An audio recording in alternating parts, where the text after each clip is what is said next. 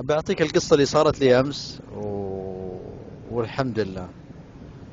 أمس كنت معزوم في استراحة عند الشباب، أخذت بنيتي معي، قلت لها يلا تعالي يا ليال خلينا نروح. أخذتها هي بالحالها معي، رحنا على الاستراحة وأخذت ملابس السباحة معها على بالها أنها بتتسبح، وأخذت فوطتها وأخذت أمورها كلها وقشها. أتفاجأ، قلت له خلاص يلا نمشي، ما عجبتني نظافة المسبح وكذا، قلت له خلاص ما بتسبح يا بابا. قامت تبكي وتصارخ، قلت لها خلاص خلينا نمشي. اقنعتها الزبدة اني باخذها مرة ثانية على استراحة ثانية، وان شاء الله يكون انظف وتتسبح يا بابا وكذا.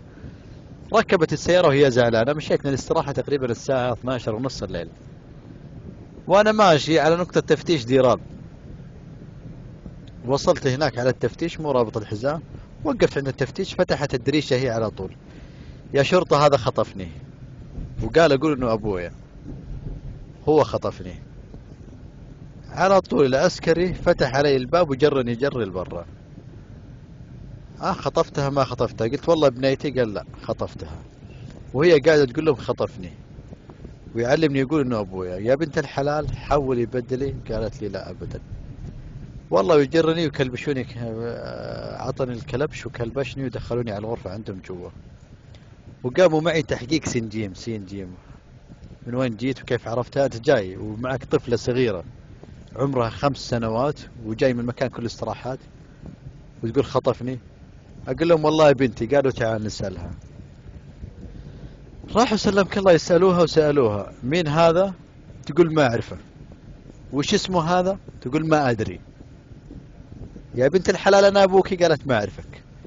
والله بنتي، واثباتها المشكلة انه ما كان معي والله، وجاني تكفيخ وحطوني على اني انسان مختطف، وقعدوني تقريبا 45 دقيقة الين ما سألتهم وين هو.